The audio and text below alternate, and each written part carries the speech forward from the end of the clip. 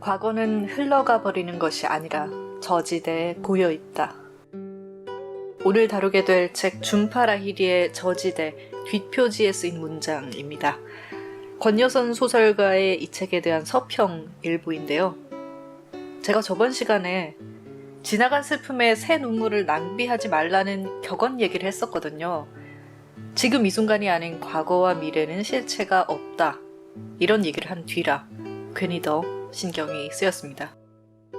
과거가 실은 깨끗이 사라질 수 없고 어딘가에 고여있다.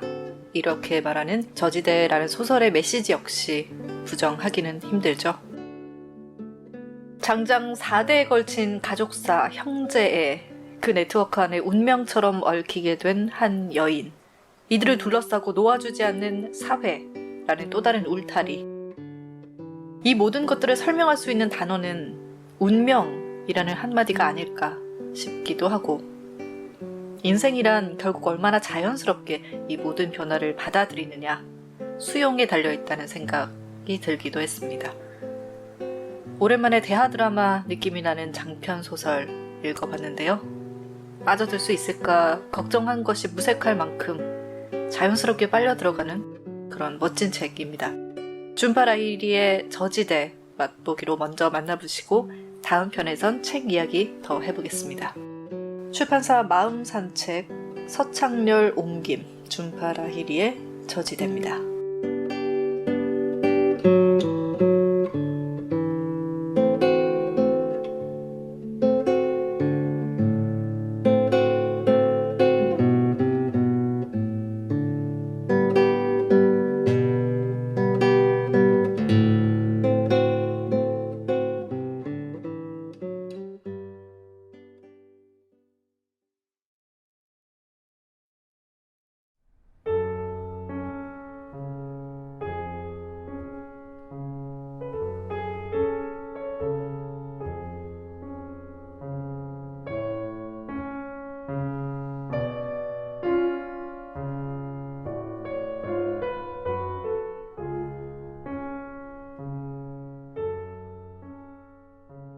그녀는 시간을 공부했다.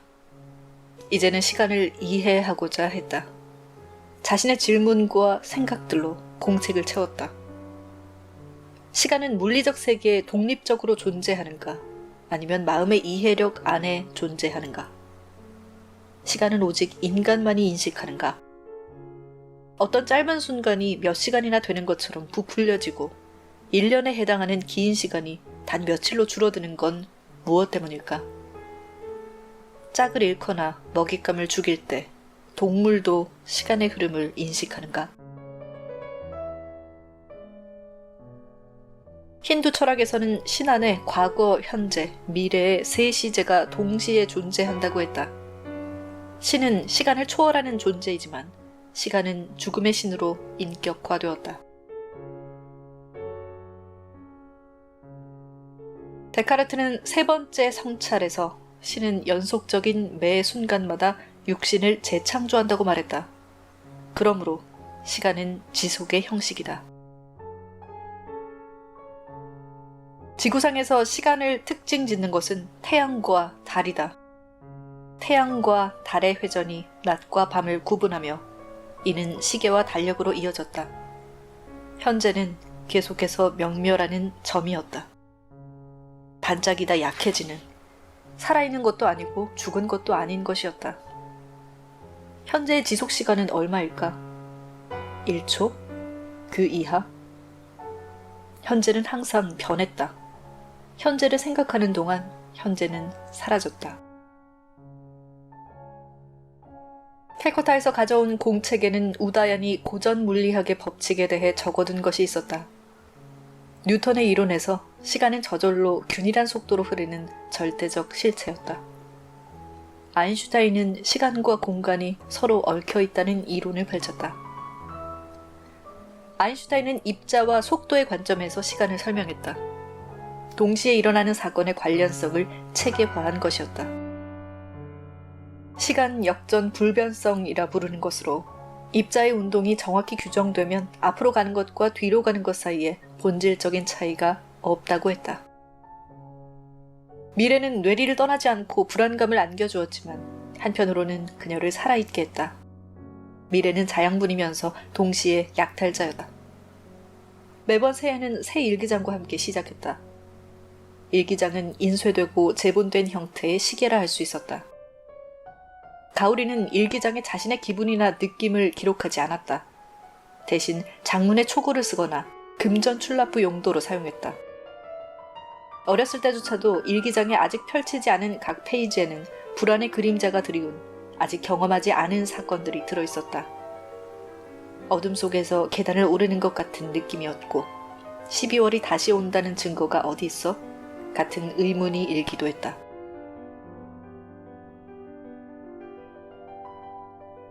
사람들은 대부분 미래가 자신이 선호하는 방향으로 펼쳐질 거라고 여기며 미래를 신뢰했다. 맹목적으로 미래를 설계하며 실상과는 다르게 앞뒤를 그렸다. 이것은 의지의 작용이었다. 세상의 목적과 방향성을 부여하는 것은 바로 이것이었다. 거기에 있는 것이 아니라 없는 것이었다.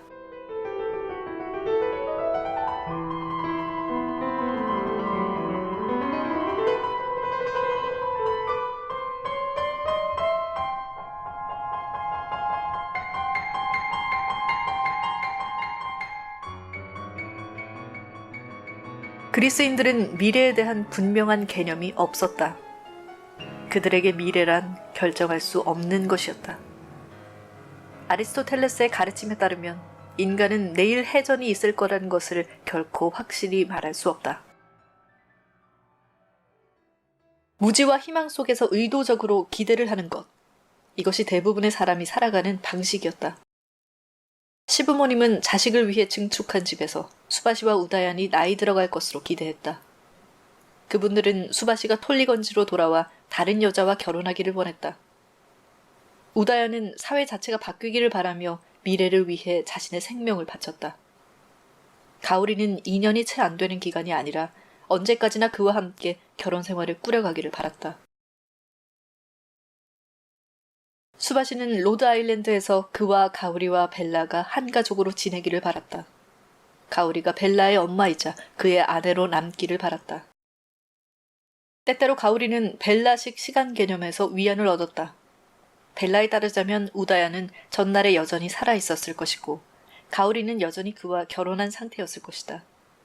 실제로는 그가 죽은 지 거의 5년이 지났고 그녀가 수바시와 결혼한 지 거의 5년이 되었지만 말이다.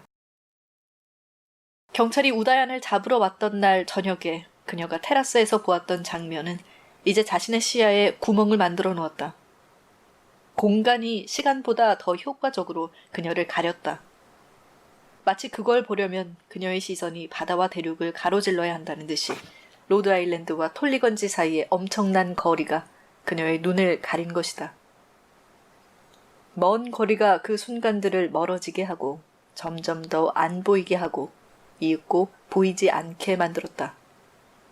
하지만 그녀는 그 순간들이 거기 있다는 것을 알았다. 기억에 저장된 것은 일부러 기억해낸 것과는 아주 다르다고 아우구스티누스가 말했다. 반면에 벨라의 출산은 가오리에게는 어제의 일로 또렷이 남았다.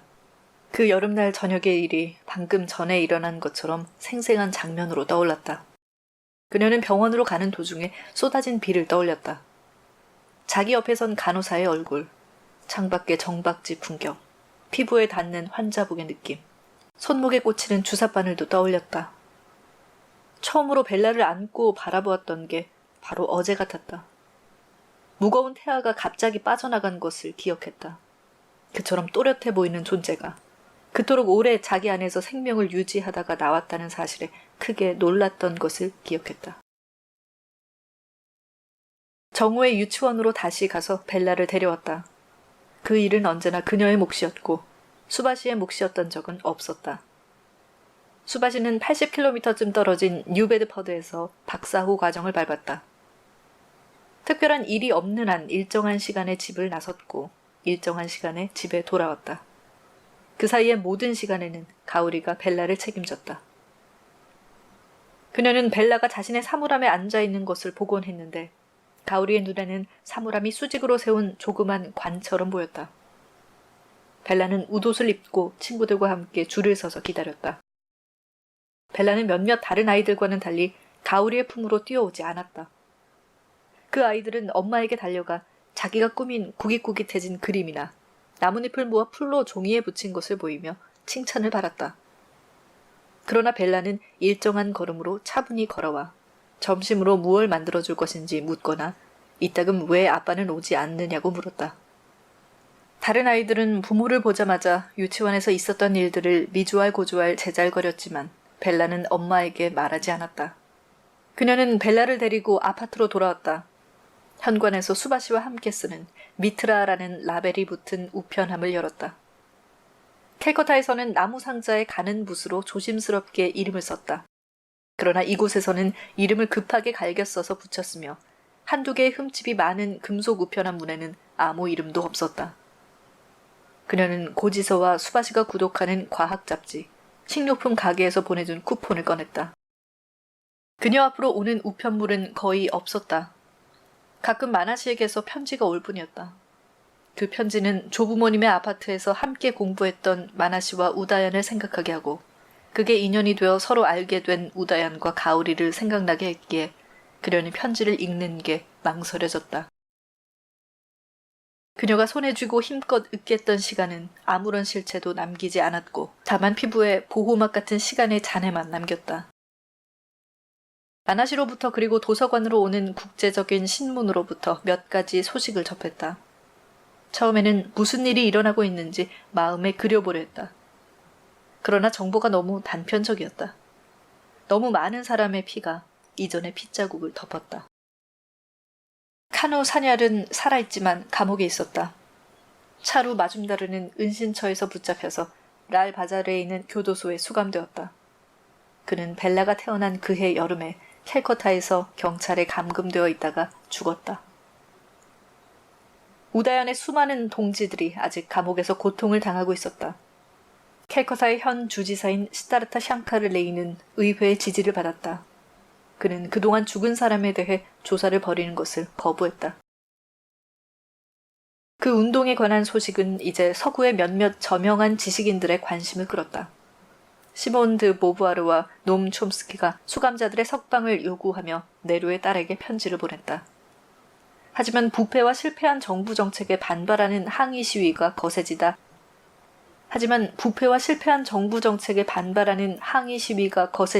인디라 간디는 비상사태를 선포했다. 언론을 검열했으므로 거기서 일어나고 있는 일들은 전해지지 않았다. 지금도 가오리의 마음 한구석에는 여전히 우다얀에게서 뭔가 소식이 오기를 기다리는 심정이 자리했다. 그가 벨라를 알아봐 주기를 바랐다. 현실에서는 이루지 못했지만 자기들이 한 가족이라는 걸 알아봐 주기를 기대했다. 적어도 자신들의 삶이 때로는 그를 의식하면서 때로는 의식하지 않고서 계속되어 왔다는 것을 알아주길 바랐다.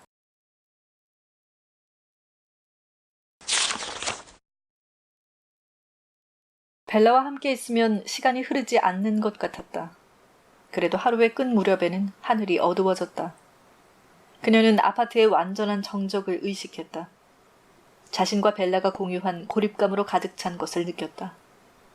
벨라와 함께 있으면 함께 뭔가를 하지 않을 때조차도 자신들이 한 사람인 것만 같았다. 의존성에 단단히 묶인 것 같았는데 그 의존성이 자신을 정신적으로, 육체적으로 속박했다.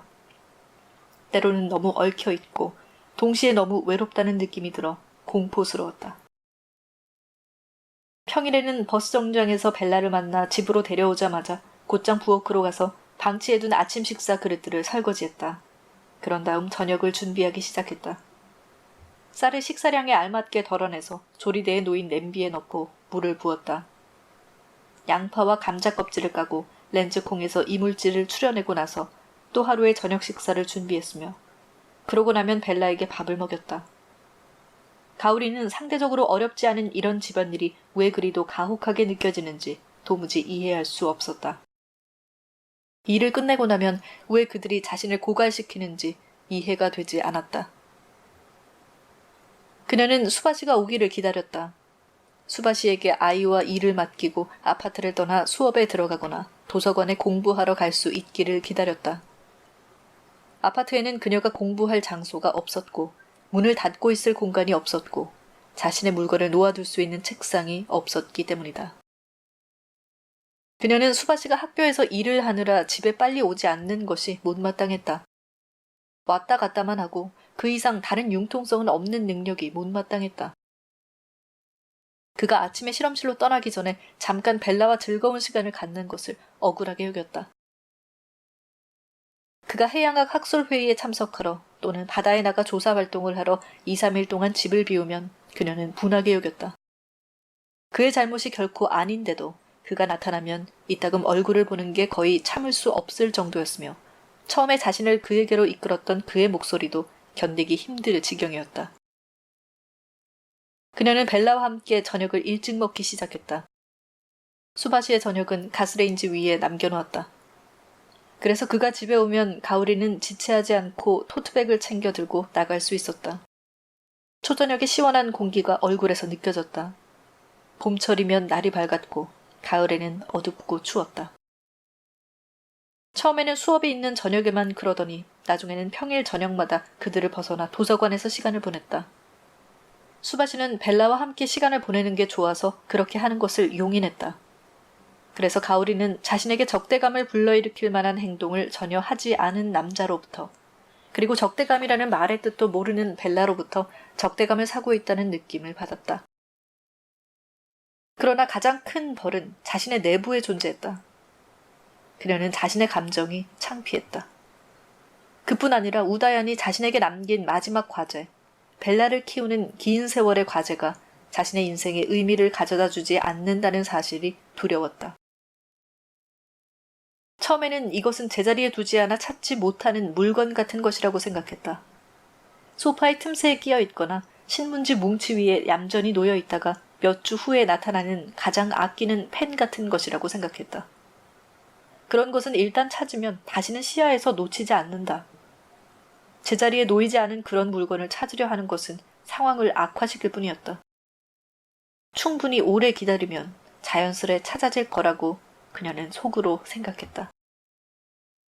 그러나 찾아지지 않았다.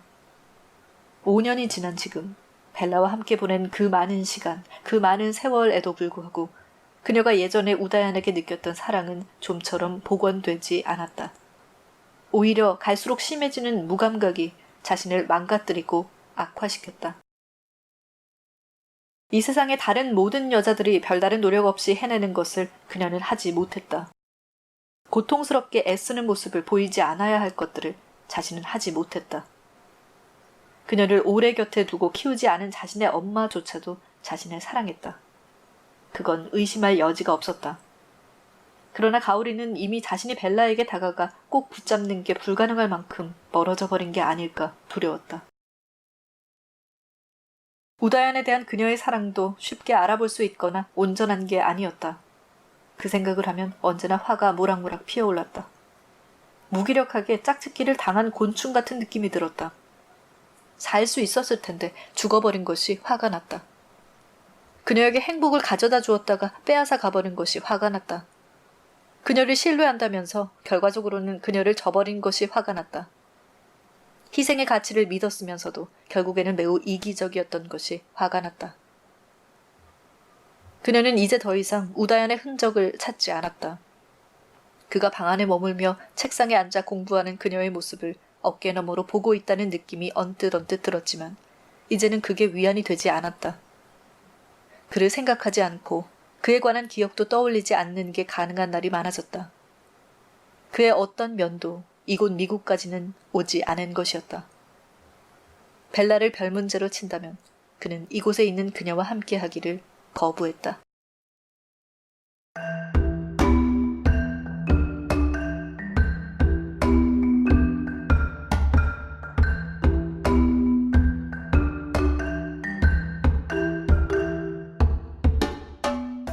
고품격 책수다 방송 책방 낭독 중독입니다.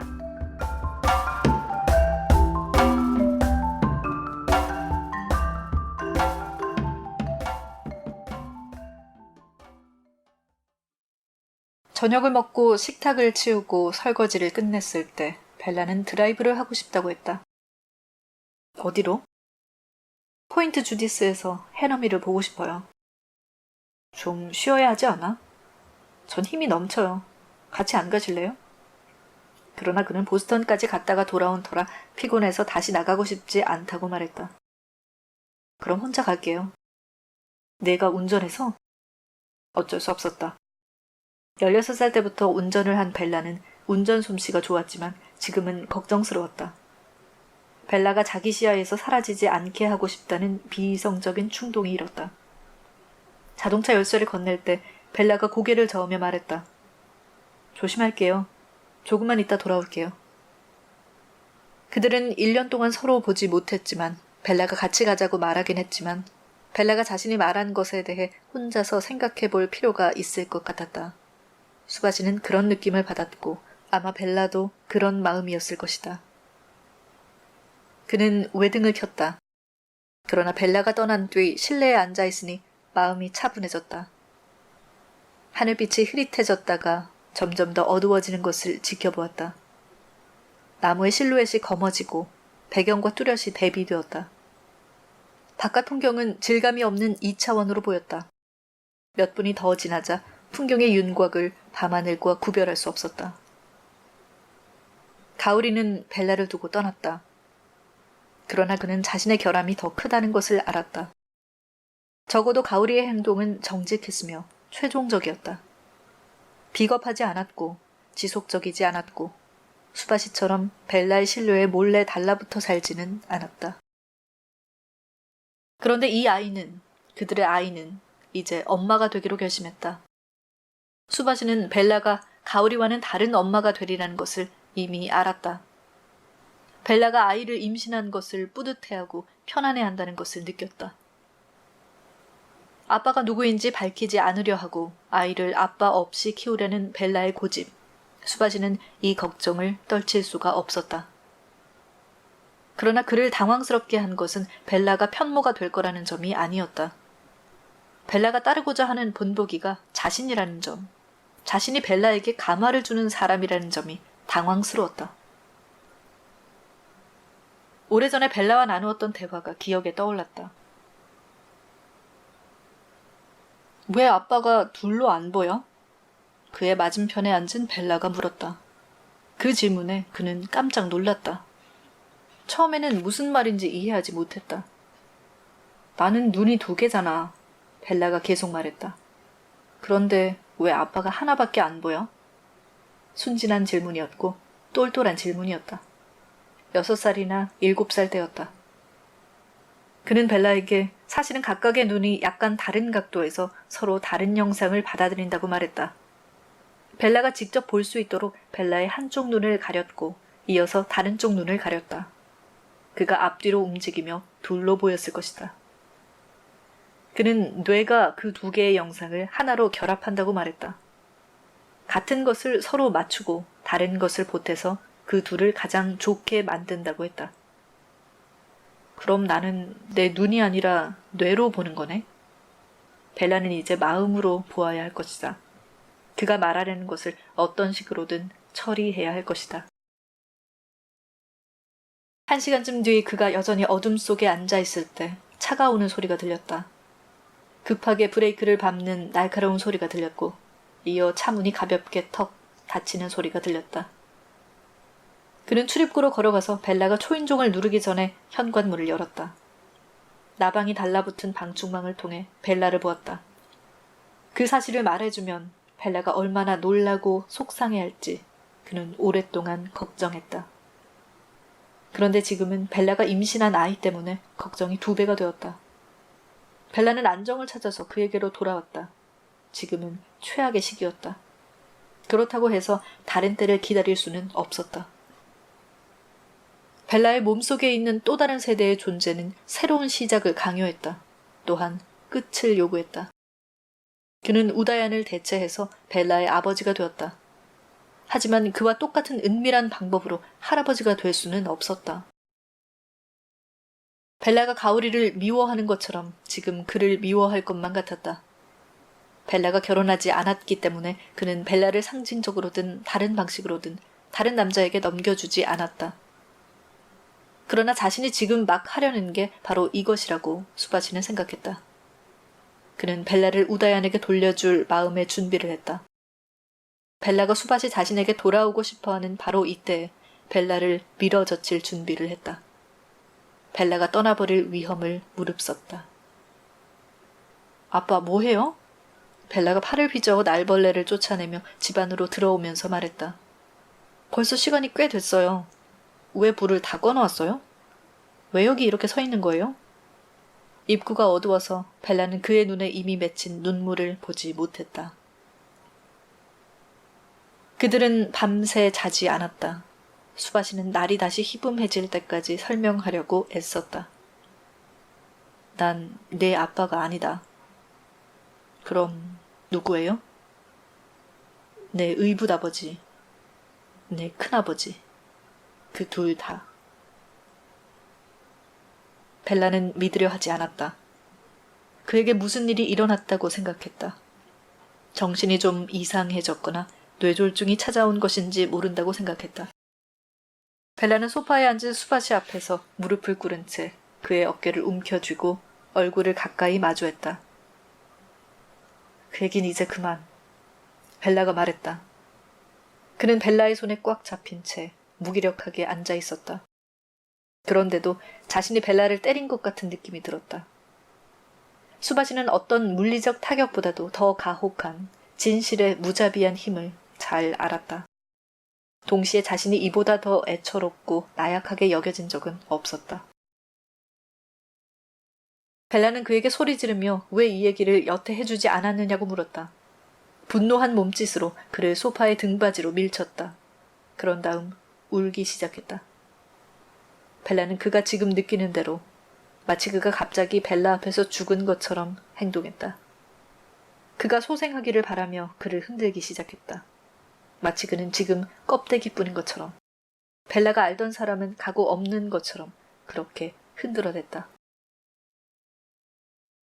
밤이 지나면서 그 사실이 벨라의 마음속에 자리 잡게 되자 벨라는 우다연의 죽음과 관련된 상황에 대해 몇 가지 질문을 했다. 그 운동에 관해서도 한두 가지 물어보았는데 벨라가 전혀 모르던 것이었지만 이제는 호기심을 보였다. 그게 전부였다. 그분이 무슨 죄를 지었나요? 몇 가지 있어. 그 전체 내용을 내 엄마가 나에게 해준 적은 없지만. 엄마가 무슨 얘기를 해주었는데요? 그는 벨라에게 사실대로 얘기했다. 우다연이 폭력 행위를 모의하고 폭탄을 제조했다고 말해주었다. 하지만 오랜 세월이 지난 지금까지도 우다연이 어느 정도까지 개입했는지는 명확하지 않다고 덧붙였다. 그분이 나를 알았어요? 내가 태어날 거라는 걸 알았어요? 아니. 벨라는 그와 마주 앉아 귀를 기울였다. 집안 어딘가에 우다연이 그에게 보낸 편지가 몇 통 보관돼 있다고 말했다. 가오리를 아내로 언급한 편지였다. 그 편지들을 읽어주겠다고 말했지만 벨라는 고개를 저었다. 벨라의 표정은 단호했다. 수바시는 이제 소생했지만 벨라에게 그는 낯선 사람이었다. 대화가 어떤 결론에 도달했는지 그는 알 수 없었다. 극심한 피로감만 느껴졌다. 손으로 한쪽 눈을 가렸다. 너무 무리한 탓에 눈을 계속 뜨고 있을 수가 없었다. 리처드가 죽은 뒤로 밤잠을 설친 날이 많아서 몸 상태가 무척 안 좋았다. 그는 계속 뜬 눈으로 있을 수가 없어서 벨라에게 사정을 말하고 침실로 올라갔다. 아침에 일어났을 때 벨라는 이미 떠나고 없었다.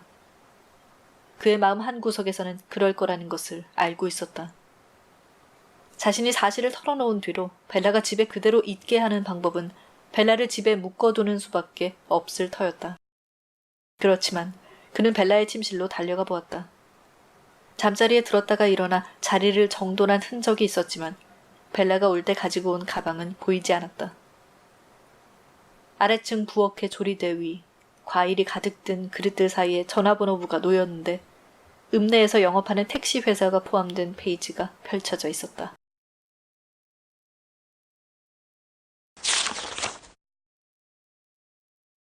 아버지에 관한 사실이 바뀌었다. 한 분이 아니라 두 분이었다.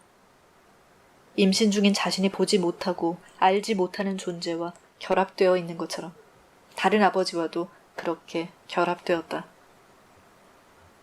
뱃속에서 자라는 이 알 수 없는 아기만이 여행을 하는 중에도 어떤 식으로인가 자신과 연결되어 있다고 느끼는 유일한 존재였다. 벨라는 자신을 진정시키고 또 자기가 들은 이 얘기를 차분히 새겨보려고 로드아일랜드에서 출발하는 여행버스에 몸을 실었다. 뱃속의 아기만이 믿음직하고 친밀하게 느껴지는 자신의 일부였다. 피터팬 버스의 차창을 통해 어린 시절에 보았던 풍경을 바라보았지만 아무것도 알아보지 못했다. 벨라는 평생 속고 살아온 셈이었다. 하지만 거짓이 진실의 자리를 내주려 하지 않았다. 아버지는 여전히 아버지로 남았다. 자신은 아버지가 아니라고 말했지만, 우다연이 아버지라고 말했지만, 그래도 아버지가 아버지였다. 벨라는 지금까지 그 사실을 말해주지 않은 것에 대해 아버지를 탓할 수 없었다. 자신의 아이도 언젠가 비슷한 이유로 자신을 탓할 것이다. 엄마가 떠난 이유가 이제 설명이 되었다. 어린 시절을 되돌아보면 엄마나 아빠 중 한 사람하고는 함께 시간을 보냈지만 두 분 모두와 함께 시간을 보낸 경우는 아주 드물었다. 벨라의 마음속에 늘 앙금처럼 쌓였던 껄끄러운 감정의 원천이 여기 있었다. 엄마를 기쁘게 해주지 못했던 것의 원천이 여기 있었다. 엄마를 기쁘게 하지 못하는 아이였기 때문에 아이들 사이에서 특이하게 여겨졌던 것의 원천이 여기 있었다. 엄마는 자신의 마음을 꾸며서 드러내지 못했다. 엄마는 꾸준히 불행을 전송했다. 한결같이 칙칙한 신호였다. 불행은 말없이 전송되었다. 그렇지만 벨라는 그걸 감지했다.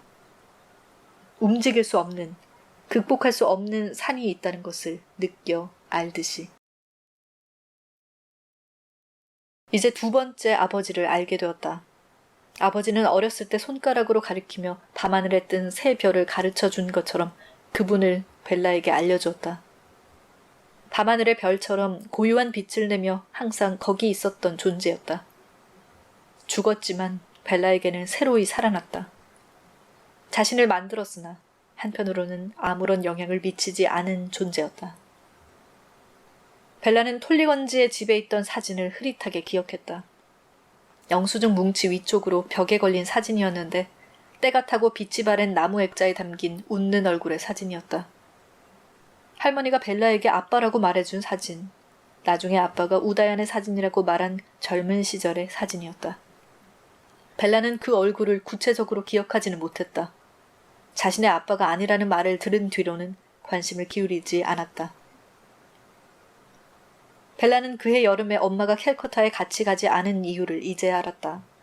그때뿐 아니라 다른 때도 캘커타에 간 적이 없고 벨라가 물어도 그곳에서 살았던 이야기를 한 번도 해준 적이 없는 이유를 이제 알았다. 엄마가 로드아일랜드를 떠났을 때 엄마의 불행도 가지고 갔다. 불행을 더 이상 공유하지 않았으므로 벨라는 그 신호를 느끼지 못했다. 불가능해 보였던 일이 일어났다. 산이 사라진 것이었다. 그 자리에 무거운 돌이 자리 잡았다. 해변의 모래밭에 깊이 박힌 어떤 돌들처럼 땅에 묻힌 부분이 너무 넓어서 파낼 수 없는 돌이었다. 겉으로 드러난 부분은 일부일 뿐이고 그 전체의 윤곽은 알 수 없었다. 벨라는 그 돌을 무시하자고 스스로 타이르며 그 자리를 떴다. 그렇지만 그 구멍은 자신의 뿌리가 뽑혀나간 자국으로 남았고 자신의 존재의 차갑고 휑한 중심부로 남았다. 벨라는 지금 그 돌로 돌아왔다. 마침내 돌을 덮은 모래가 뒤로 물러났고 벨라는 모래에 묻혀있던 것을 뽑아낼 수 있었다. 잠시 그녀는 양손에 놓인 그 돌의 크기와 무게를 느껴보았다. 그 돌에서 온몸으로 전해지는 중압감을 느꼈고 그런 다음 바다에 던져 영원히 떠나보냈다.